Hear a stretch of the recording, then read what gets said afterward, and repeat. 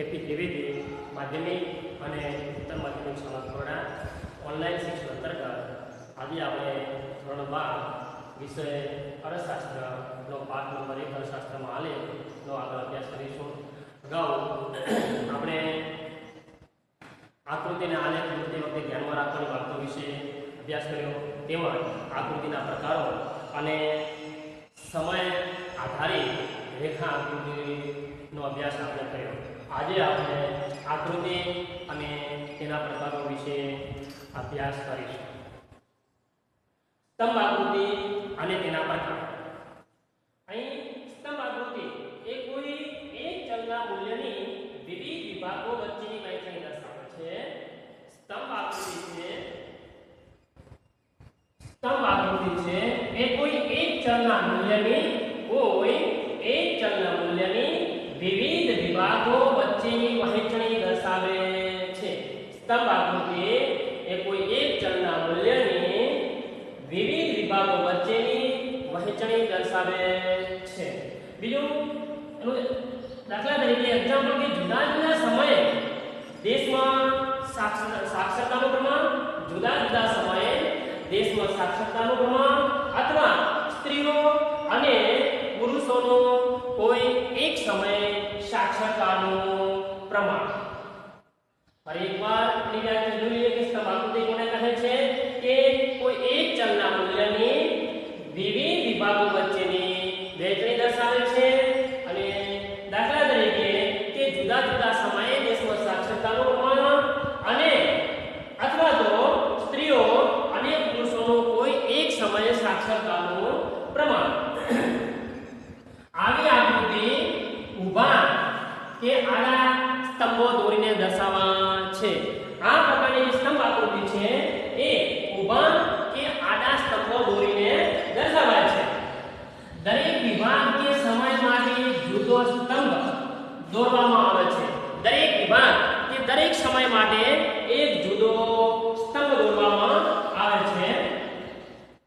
સ્તંભની ઊંચાઈ કે લંબાઈ, સ્તંભની ઊંચાઈ કે લંબાઈ તે વિભાગ કે સમય માટે ચલનું મૂલ્ય દર્શાવે છે. જે સ્તંભની ઊંચાઈ હોય કે જે લંબાઈ આપણે કહીએ એ વિભાગ કે સમય માટે શું દર્શાવે છે તો ચલનું મૂલ્ય દર્શાવે છે. સ્તંભોની ઊંચાઈ કે લંબાઈ દ્વારા ચલના મૂલ્યની વિવિધ વિભાગો કે સમયગાળા વચ્ચે સરખામણી થઈ શકે છે. અહીંયા આગળ ચલના જે કે સ્તંભોની જે ઊંચાઈ છે, લંબાઈ છે એ દ્વારા ચલના મૂલ્યની વિવિધ વિભાગો કે સમયગાળા વચ્ચે સરખામણી થઈ શકે છે. ફરીથી જોઈ લઈએ કે સ્તંભ આકૃતિ એ કોઈ એક ચલના મૂલ્યની વિવિધ વિભાગો વચ્ચેની વહેંચણી દર્શાવે છે. જેમ કે જુદા જુદા સમયે દેશમાં સાક્ષરતાનું પ્રમાણ અથવા સ્ત્રીઓ અને પુરુષોનો કોઈ એક સમયે સાક્ષરતાનું પ્રમાણ. આવી આકૃતિ ઊભા કે આડા સ્તંભો દોરીને દર્શાવાય છે. દરેક વિભાગ કે સમય માટે એક જુદો સ્તંભ દોરવામાં આવે છે. સ્તંભની ઊંચાઈ કે લંબાઈ તે વિભાગ કે સમય માટે ચલનું મૂલ્ય દર્શાવે છે. સ્તંભોની ઊંચાઈ કે લંબાઈ દ્વારા ચલના મૂલ્યની વિવિધ વિભાગો કે સમયગાળા વચ્ચે સરખામણી દર્શાવાય છે, થઈ શકે છે. ત્યાર પછી સ્તંભ આકૃતિના પ્રકારો. સ્તંભ આકૃતિના સામાન્ય રીતે 3 પ્રકાર છે. સ્તંભ આકૃતિના સામાન્ય રીતે 3 પ્રકાર છે. એમાં પહેલો છે સાદી સ્તંભ આકૃતિ, બીજો છે 5 પાસેની સ્તંભ આકૃતિ અને ત્રીજો છે દ્વિભાજિત સ્તંભ આકૃતિ. સ્તંભ આકૃતિના 3 પ્રકારો. એમાં પહેલો સાદી સ્તંભ આકૃતિ, 5 પાસેની સ્તંભ આકૃતિ અને વિભાજિત સ્તંભ આકૃતિ. આ 3 પ્રકાર છે. એમાં સાદી સ્તંભ આકૃતિ જોઈએ. સાદી સ્તંભ આકૃતિ. સાદી સ્તંભ આકૃતિ એ કોઈ એક આધાર પર, એટલે કે જેવા કે પ્રદેશો છે, સમયગાળો છે, એ કોઈ એક આધાર પર કોઈ એક ચલનું મૂલ્ય દર્શાવે છે. સાદી સ્તંભ આકૃતિ છે એ કોઈ એક આધાર પર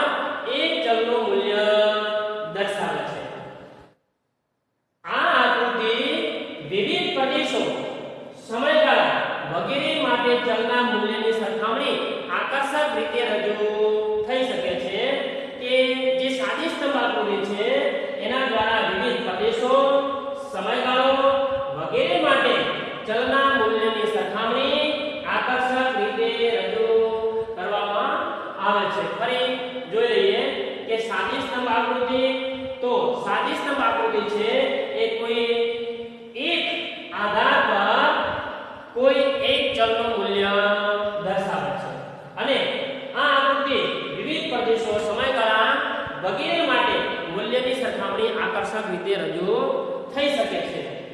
હવે સાદી સ્તંભ આકૃતિ ઉદાહરણ દ્વારા આપણે જોઈશું કે અહીંયા એક એક્ઝામ્પલ આપેલું છે કે કોઈ એક દુકાનમાં દર 2 મહિનામાં ચોકલેટ બોક્સનું વેચાણ, કોઈ એક દુકાનમાં દર 2 મહિનામાં ચોકલેટ બોક્સનું વેચાણ એક્ઝામ્પલ આપેલું છે મહિના અને વેચાણ આપેલું છે એકમોમાં.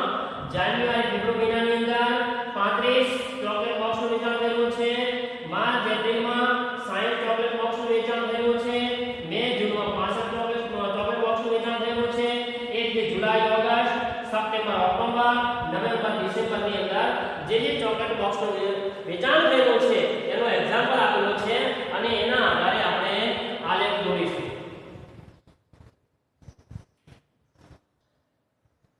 હવે સાદી સ્તંભ આકૃતિ અને એનો આલેખ.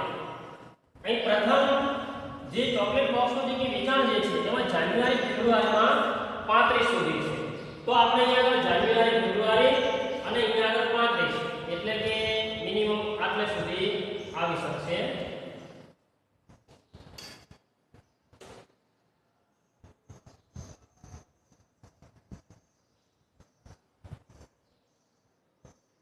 જાન્યુઆરી અને ફેબ્રુઆરી તો એનો સ્તંભ આટલે સુધી આવશે.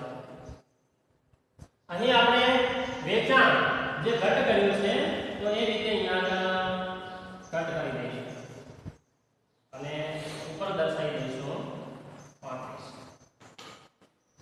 બીજું છે કે માર્ચ એપ્રિલ તો 60, માર્ચ એપ્રિલ તો 60 ક્યાં સુધી છે? આટલા સુધી છે. તો એનો પણ તમે દોરી દઈએ કે જે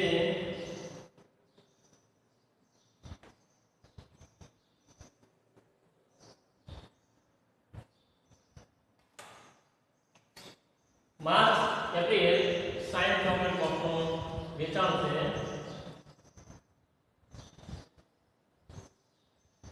અહીં 60.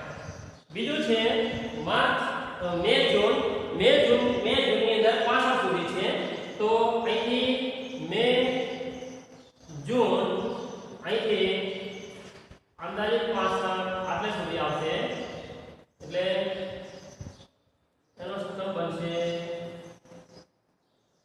65 લંબાઈ ધરાવતો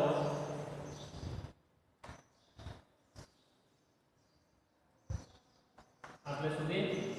એના પછી જુલાઈ ઓગસ્ટ 40 છે, જુલાઈ ઓગસ્ટ 40 સુધી એટલે આટલા સુધી આવશે.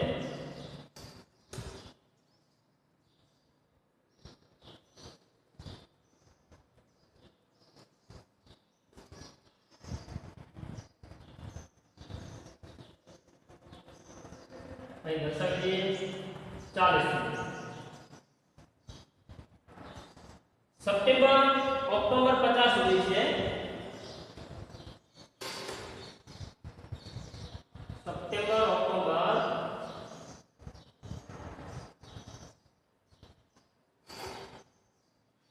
50 મિનિમમ આટલે સુધી આવશે.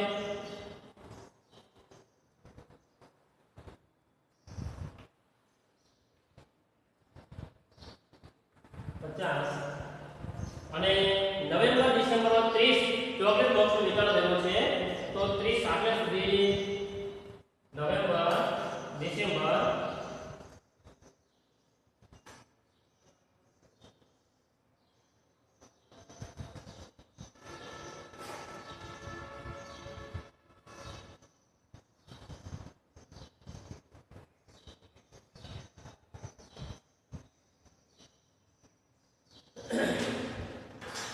અહીં જે કંઈ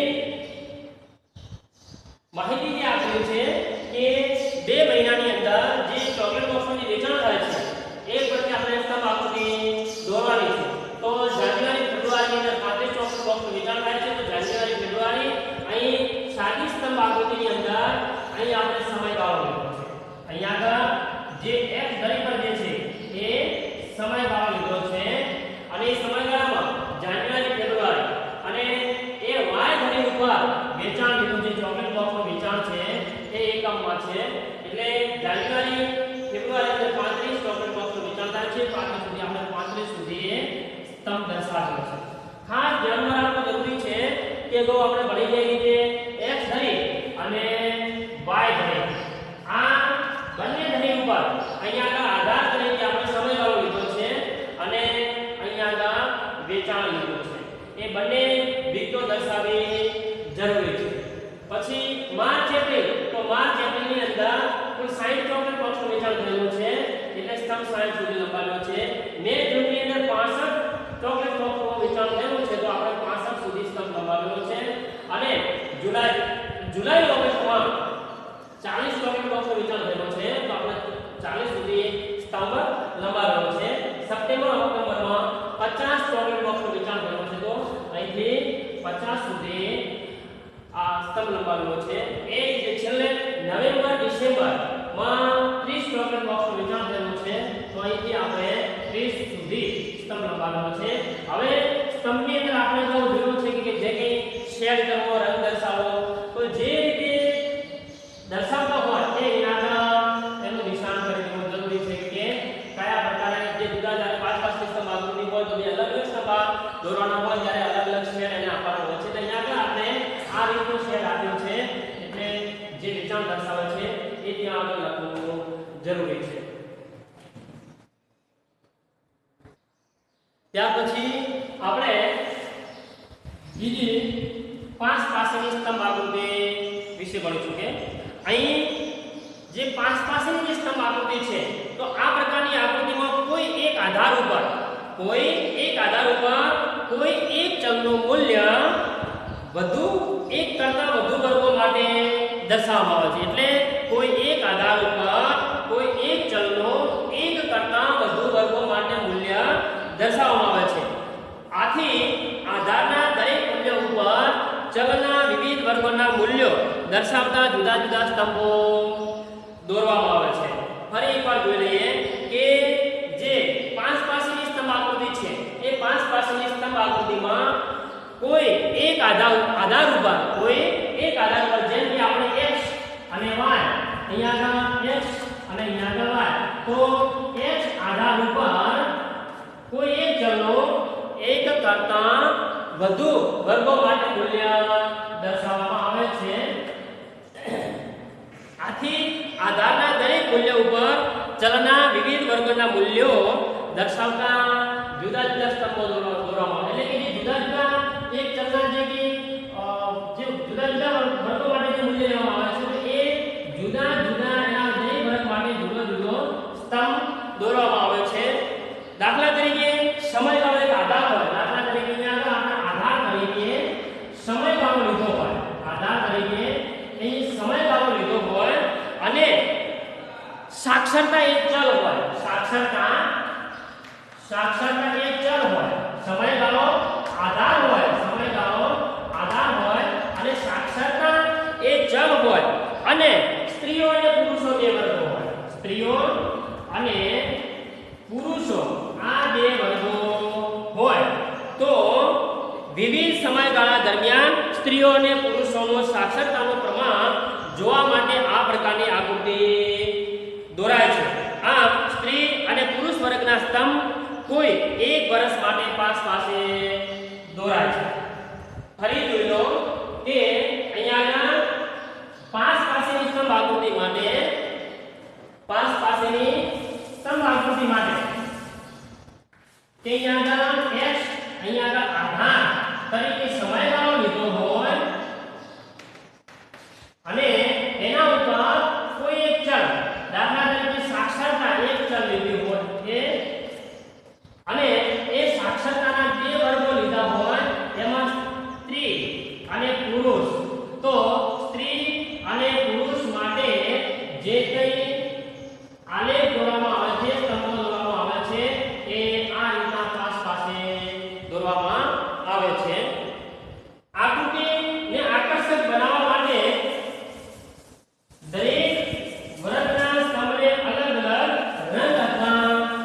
શેડ દર્શાવવામાં આવે છે. આગળ જોઈએ કે આકૃતિ અને આલેખને અલગ અલગ રંગ કે પછી શેડથી દર્શાવવામાં આવે છે.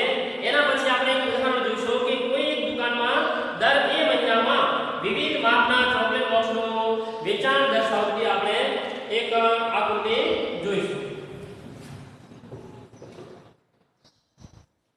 હવે પાછળની સ્તંભ આકૃતિની અંદર એક્ઝામ્પલ આપેલું છે કે અહીંયા આગળ નાના બોક્સનું વેચાણ, મધ્યમ બોક્સનું વેચાણ અને મોટા બોક્સનું વેચાણ અને જે તે મહિના પ્રમાણે કેટલું છે. જાન્યુઆરી ફેબ્રુઆરી માસની અંદર નાના બોક્સનું વેચાણ 30, મધ્યમ બોક્સનું વેચાણ 15, મોટા બોક્સનું વેચાણ 25 બતાવે છે. એ રીતે માર્ચ એપ્રિલ માં નાના બોક્સનું વેચાણ 40, મધ્યમ બોક્સનું વેચાણ 25 અને મોટા બોક્સનું વેચાણ 50 દર્શાવે. એ રીતે નવેમ્બર ડિસેમ્બર સુધીનો નાનો, મધ્યમ અને મોટા બોક્સનું વેચાણ આપેલો છે. તો આપણે એ 5 પાસેની સ્તંભ આકૃતિ દ્વારા સમજીશું અને સ્તંભ આકૃતિ દોરીશું. અહીં એક જ સમયગાળા માટે x ધરી પર આપણે માસ સમયગાળો દર્શાવ્યો છે. જાન્યુઆરી ફેબ્રુઆરી માર્ચ એપ્રિલ કારણ કે બે મહિના માટે અહીંયા આગળ બોક્સનું વેચાણ દર્શાવ્યું છે. તો જાન્યુઆરી ફેબ્રુઆરીની અંદર બે મહિના જાન્યુઆરી ફેબ્રુઆરી 2 મહિના માટે નાના બોક્સનું વેચાણ કેટલું થયું છે, મધ્યમ બોક્સનું વેચાણ કેટલું થયું છે અને મોટા બોક્સનું વેચાણ કેટલું થયું છે એ અહીં સ્તંભો પરથી આપણને ખ્યાલ આવી શકે છે કે જાન્યુઆરી ફેબ્રુઆરી નાના બોક્સનું વેચાણ 30 થયું છે. તો આપણે સૌપ્રથમ તો જે કે સ્તંભો દોરવાના છે એ સ્તંભો 5 પાસે દોરવાના છે, 3 સ્તંભો દોરવાના છે. તો એ દરેક સ્તંભ માટે અલગ અહીં એના જે શેડ છે, અહીં નાના બોક્સના નીચામાં જે સ્તંભ છે એના માટે આપણે વ્હાઇટ કલર કર્યો છે. મધ્યમ બોક્સનું જે વેચાણ છે એના માટે આપણે ભૂરા રંગનો લીધો છે અને અહીં આગળ પીળા રંગનો સ્તંભ લીધો છે. એ રીતે ત્રણેય અલગ અલગ રંગ અલગ અલગ શેડ દ્વારા દર્શાવ્યું છે. અહીં પ્રથમ જે જાન્યુઆરી ફેબ્રુઆરી 30 નાના બોક્સનું વેચાણ 30 સુધી છે તો આપણે એ સ્તંભ 30 સુધી લખવાનો છે. અહીં ખાસ ધ્યાન રાખવું જરૂરી છે કે જે તમે દરેક અલગ અલગ જે સ્તંભો દોરો છો દરેક અલગ અલગ સ્તંભોને અલગ અલગ રંગ અથવા તો અલગ અલગ શેડ આપવો જરૂરી છે. અહીં 30 ત્યારે મધ્યમ બોક્સનું વેચાણ કેટલું દર્શાવે છે 15 આટલે સુધી અને મોટા બોક્સનું વેચાણ 50 સુધી દર્શાવે છે, 25 સુધી દર્શાવે છે. મોટા બોક્સનું વેચાણ 25 સુધી એટલે આટલે સુધી દર્શાવે છે. ત્રણેય જે સ્તંભો જે છે એ જાન્યુઆરી ફેબ્રુઆરી મહિનાની અંદર થયેલા વેચાણ બોક્સના છે એટલે ત્રણેય સ્તંભો પાસે આવશે અને ત્રણેય અલગ અલગ શેડથી આપણે દર્શાવ્યા છે. એ રીતે માર્ચ એપ્રિલની અંદર નાના બોક્સનું વેચાણ 40 છે તો માર્ચ એપ્રિલ નાના બોક્સનું વેચાણ 40 સુધી તો પહેલો સ્તંભ 40 સુધી આપણે દર્શાવ્યો છે. બીજો મધ્યમ બોક્સનું વેચાણ 25 તો એની જોડે તો એ 25 સુધી દર્શાવ્યો છે અને મોટા બોક્સનું વેચાણ 50 સુધી છે તો એ પણ 50 સુધી આપણે દર્શાવ્યું છે. એ રીતે મે અને જૂન તો નાના બોક્સનું વેચાણ 50 સુધી છે તો અહીંયા નાના બોક્સનું વેચાણ માટે પ્રથમ સ્તંભે વ્હાઇટ કલરનો જે સ્તંભ છે એ 50 સુધી અને બીજો 25 સુધી છે કે જે મધ્યમ બોક્સનું વેચાણ દર્શાવે છે અને ત્યાર પછી મોટા બોક્સનું વેચાણ કે જે 35 દર્શાવે છે.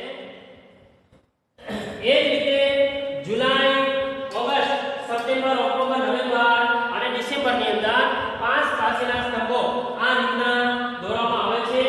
અહીં સ્તંભો જે કે શેર કર્યો છે એના સિવાય પણ આપણે આ સ્તંભોને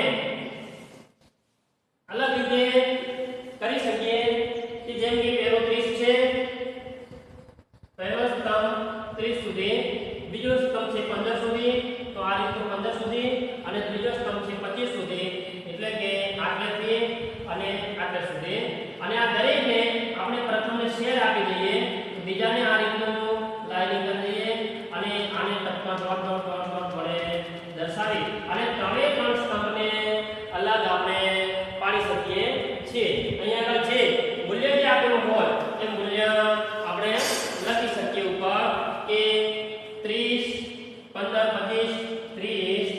15 અને 25 આ રીતનું દરેકનું મૂલ્ય ઉપર આપણે લખી શકીએ. અને ખાસ ધ્યાન રાખવું જરૂરી છે કે અહીંયા જે તમે જે આકૃતિ દોરો છો એ આકૃતિની અંદર x વેલ્યુ પર જે સમયગાળો જે વિગત દર્શાવો છે એ વિગત દર્શાવવી જરૂરી છે. y વેલ્યુ પર જે ચલ દર્શાવો છો એ વિગત દર્શાવવી જરૂરી છે. અને આકૃતિ યોગ્ય કદની બને એ પ્રમાણે 10 20 30 40 50 જે આકૃતિ યોગ્ય કદની બને એ રીતે માપ લેવાનું. અને જે સ્તંભો જે દર્શાવો છો એ સ્તંભોનો અહીંયા સમજૂતી દર્શાવી દેવાની, એ વિગત મૂકી વિગત દર્શાવી દેવાની કે કયો સ્તંભ કઈ માહિતી માટે દોરવામાં આવ્યો છે.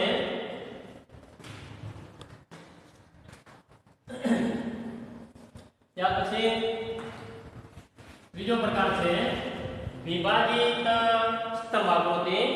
વિભાજિત સ્તંભ આકૃતિ જ્યારે સ્તંભ આકૃતિના દરેક સ્તંભના મૂલ્યને એકથી વધુ પેટા વિભાગોમાં વહેંચવામાં આવે છે ત્યારે વિભાજિત સ્તંભ આકૃતિ બને છે. જ્યારે સ્તંભ આકૃતિના દરેક સ્તંભના મૂલ્યને એકથી વધુ પેટા વિભાગોમાં વહેંચવામાં આવે ત્યારે વિભાજિત સ્તંભ આકૃતિ બને છે. જેમ કે અહીંયા કોઈ સ્તંભ આપેલો છે અને આ એક સ્તંભ છે અને આ સ્તંભનું જે મૂલ્ય જે છે દાખલા તરીકે 50 છે તો આને અલગ અલગ વિભાગોની અંદર 30 20 અને અહીંયા આગળ 30 આ રીતે ટોટલ થઈ અને અહીંયા આગળ 0 થી લઈ અને અહીંયા આગળ 50 સુધી વહેંચવામાં આવે છે. એક સ્તંભનો જે કઈ મૂલ્ય જે છે એ તમને આખું વિભાજન કરવામાં આવે છે એટલે પેટા મૂલ્યોની અંદર પેટા વિભાગોની અંદર વહેંચવામાં આવે છે ત્યારે વિભાજિત સ્તંભ આકૃતિ બને છે.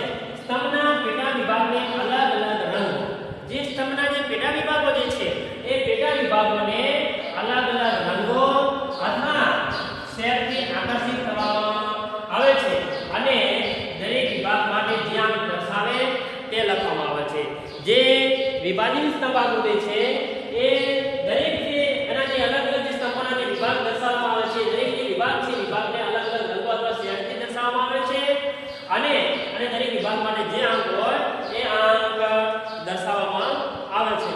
હવે એની આપણે એક્ઝામ્પલ દ્વારા વિભાજિત સ્તંભ આકૃતિ આકૃતિ દોરીશું. કે અહીંયા એક્ઝામ્પલ અગાઉના એક્ઝામ્પલ જેવું છે કે એક્ઝામ્પલ આપેલું છે કે દર 2 મહિનાના ગાળામાં ગ્રામ્ય અને શહેરી વિસ્તારોમાં ચોકલેટ બોક્સનું નીચેનું એક એક્ઝામ્પલ આપેલું છે. અહીં પણ એ રીતે છે એક અહીં ક્ષેત્ર કોઈ આપેલો છે અને અહીં વેચાણ એકમો આપેલો છે. વેચાણ એકમમાં છે અહીં ગ્રામ્ય અને શહેરી, ગ્રામ્ય અને શહેરી આ બે ક્ષેત્રો છે. હવે અહીં જાન્યુઆરી ફેબ્રુઆરી એ રીતે અહીંયા આગળ માર્ચ એપ્રિલ આખી વિગત આ રીતે આપેલી છે. તો ગ્રામ્ય અને શહેરી જાન્યુઆરી ફેબ્રુઆરી માં જોઈએ કે ગ્રામ્ય 30 અને શહેરી 40 અને કુલ એનું ચોકલેટ બોક્સનું કુલ વેચાણ 70 થાય છે. એ જ રીતે માર્ચ એપ્રિલમાં માહિતી આપેલી છે કે 35 અને 80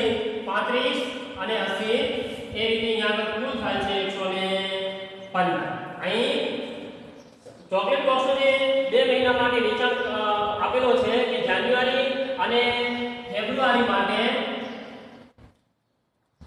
ગ્રામ્ય વિસ્તારની અંદર 30 ચોકલેટ બોક્સનું વેચાણ થયું છે જાન્યુઆરી ફેબ્રુઆરી દરમિયાન અને શહેરી ક્ષેત્રની અંદર 40 ચોકલેટ બોક્સનું વેચાણ થયું છે અને કુલ થઈને 70 ચોકલેટ બોક્સનું વેચાણ થયેલું છે. તો અહીંયા આગળ જે 70 લંબાઈ ધરાવતો એ આપણો સ્તંભ બનશે. 70 લંબાઈ ધરાવતો એ સ્તંભ બનશે. અહીંયા આગળ 115 લંબાઈ ધરાવતો એ સ્તંભ બનશે. એ આપણું એક્ઝામ્પલ છે, એને આપણે આલેખમાં જોઈએ. x ધરી અને y ધરી. x ધરી પર અહીંયા આગળ માસ એટલે સમયગાળો લેવામાં આવ્યો છે અને y વિભાજિત સ્તંભ આકૃતિ છે, વિભાજિત સ્તંભ આકૃતિ માસ અહીં અગાઉની જેમ જાન્યુઆરી, ફેબ્રુઆરી, માર્ચ, એપ્રિલ, મે, જૂન, જુલાઈ, ઓગસ્ટ, સપ્ટેમ્બર,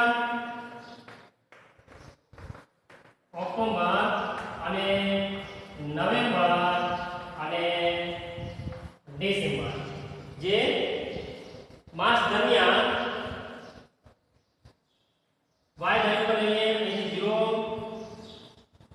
140 સુધી એટલે કે 20 40 60 80 100 120 અને 140 20 40 60 80 100 120 અને 140 સુધી જે વેચાણ એકમોમાં છે, વેચાણ એકમોમાં હવે આપણે જે આલેખ જે દર્શાવવાનો છે એમાં નક્કી કરી લઈએ કે વેચાણ ગ્રામીણ માટે, વેચાણ ગ્રામીણ માટે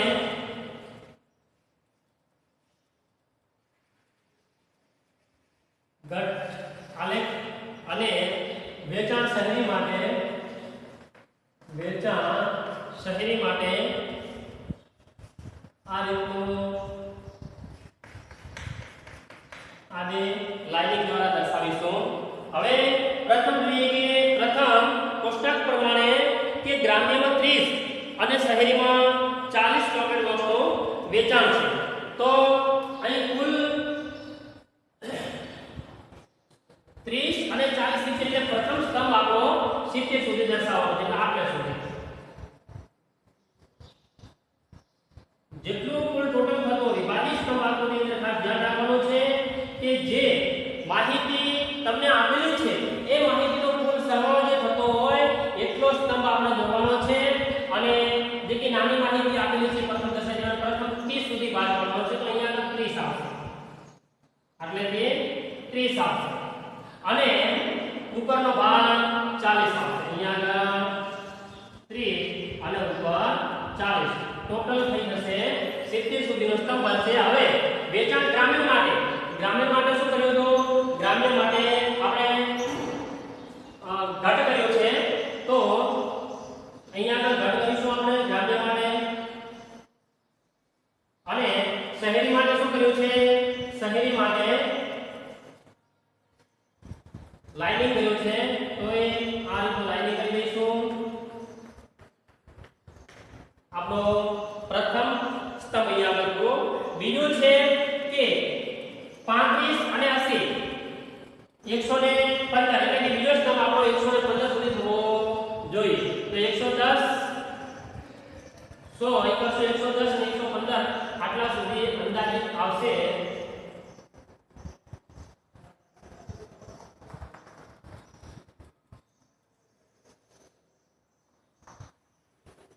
અહીં 115 એમાં જે પ્રથમ છે 35 સુધી, ગ્રામ્યમાં 35, ગ્રામીણ તો 35 છે, તો આપણે પ્રથમ સ્તંભ અહીંયા વિભાજન કરવાનો છે, વિભાજિત સ્તંભ આકૃતિ છે, વિભાજિત કરવા માટે 35 અહીંયા અંદાજિત આટલા સુધી આવશે, એટલે આ ભાગ પડી ગયો.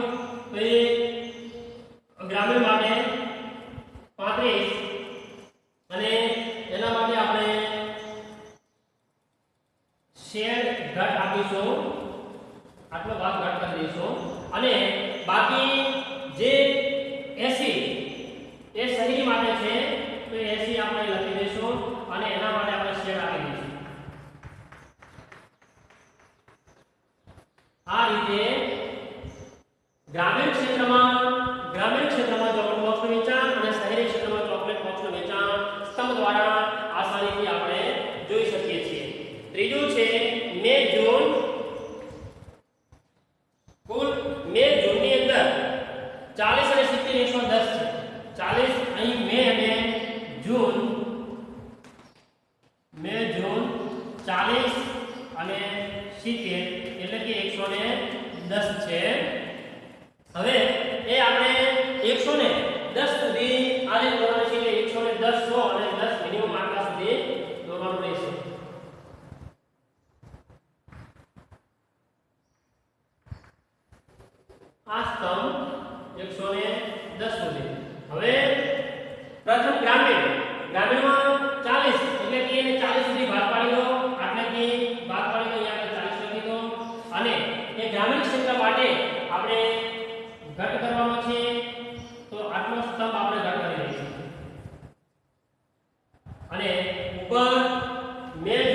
70, તો એ આપણે 70 લખી દઈશું અને એને લાઇનિંગ કરી દઈશું.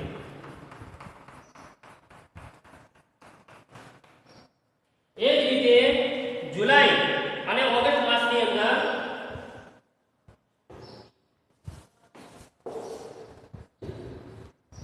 જુલાઈ ઓગસ્ટમાં છે 20 અને 30 કુલ 50, 20 અને 30 કુલ 50. એટલે આ બંને ગ્રામીણ ક્ષેત્ર શહેરી ક્ષેત્ર જો આપણે જે વેચાણ દર્શાવે છે એનો સરવાળો 50 સુધી થાય છે. એટલે આપણે 50 સુધી સ્તંભ દોરવાનો રહેશે.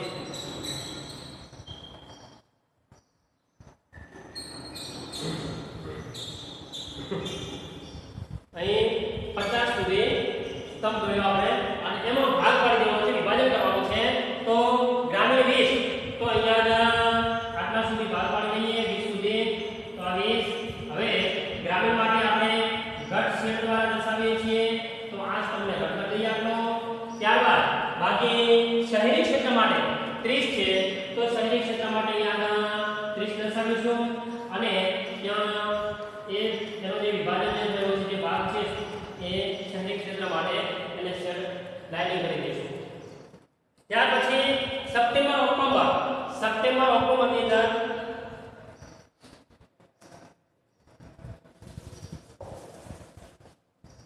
સપ્ટેમ્બર ઓક્ટોબર એમાં 35 અને 50,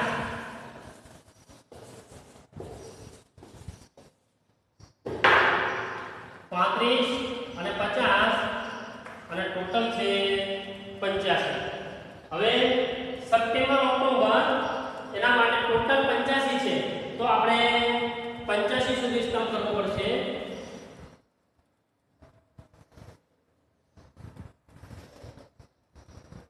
હવે ગ્રામ્ય ક્ષેત્રમાં 35 છે, તો ગ્રામ્ય ક્ષેત્રમાં આટલે અંદાજિત 35 આટલે આવશે. તો અહીં 35 લખી દઈએ અને એને કટ કરી દઈએ અને એના પછી શહેરી ક્ષેત્ર માટે 50 છે, તો એ 50 અહીં લખી દઈએ અને એને લાઈન કરી દઈએ. છેલ્લે નવેમ્બર ડિસેમ્બર એમાં 40 અને 80 120, 40 80 અને 120 છે. તો આ સ્તંભ આપણે 120 સુધી લંબાવવાનો છે, એટલે કે આટલા સુધી લંબાવવાનો રહેશે.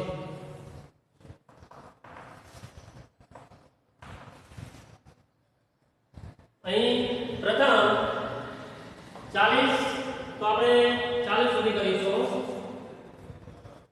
અહીં 40 લખી દઈએ.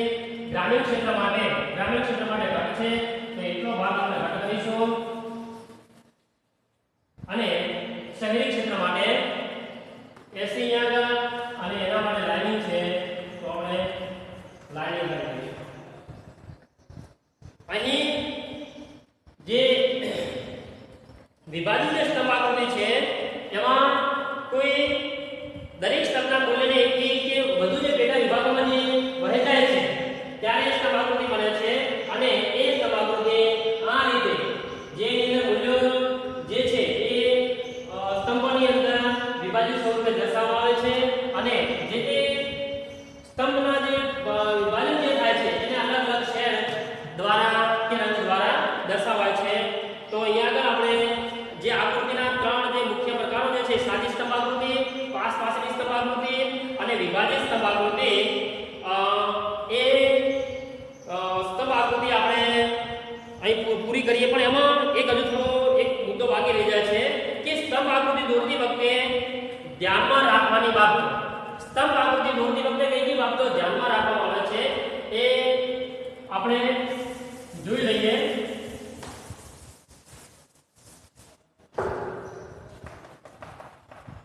સ્તંભ આકૃતિ દોરતી વખતે ધ્યાનમાં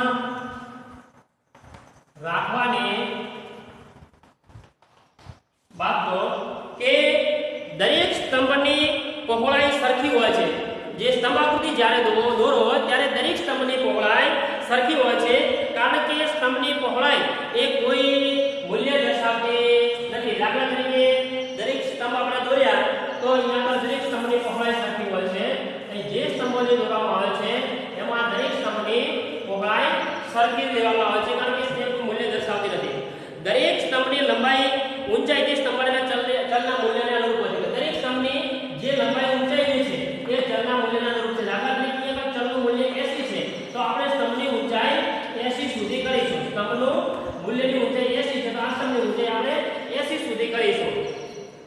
દરેક સ્તંભની વચ્ચેનો સમયગાળો આકૃતિમાં સરખો હોવો જોઈએ અને તે જ ગાળો દરેક સ્તંભની વચ્ચેનો ગાળો આકૃતિમાં સરખો હોવો જોઈએ અને તે જ ગાળો ઉગમ બિંદુ અને પ્રથમ સ્તંભ વચ્ચે ગાળો હોવો જોઈએ. હવે દરેક આ આકૃતિનો જે દરેક સ્તંભ બને છે આ દરેક સ્તંભ વચ્ચેનો જે જે ગાળો છે, સમયગાળો નહીં પણ જે વચ્ચેનો જે ગાળો છે એટલે કે વચ્ચેનો જે ડિસ્ટન્સ જે છે આ ડિસ્ટન્સ દરેક વચ્ચે સરખો હોવો જોઈએ. દરેક સ્તંભ વચ્ચેનો જે કે ડિસ્ટન્સ છે આ ડિસ્ટન્સ સરખો હોવો જોઈએ. અને કેટલો હોવો જોઈએ કે જે ઉગમ બિંદુ છે આ ઉગમ બિંદુ વચ્ચે દાખલા તરીકે 5 એકમ જેટલો ડિસ્ટન્સ અંતર હોય આનો તો અહીંયા દરેક વચ્ચે 5 એકમ જેટલો અંતર હોવો જોઈએ.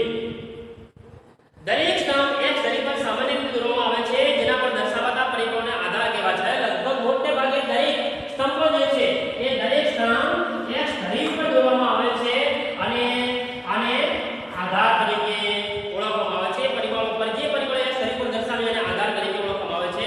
આજના આધુનિક યુગમાં કમ્પ્યુટરની મદદથી ઊભા સ્તંભને બદલે આડા સ્તંભ એટલે કે વાય ધરી ઉપર જે આડા સ્તંભ દોરવાની રીત પણ વધુ પ્રચલિત બની છે. ફરી એકવાર જોઈ લઈએ કે આ સ્તંભ આકૃતિ દોરતી વખતે ધ્યાનમાં રાખવાની બાબતો તો કે દરેક સ્તંભની જે કંઈ પહોળાઈ છે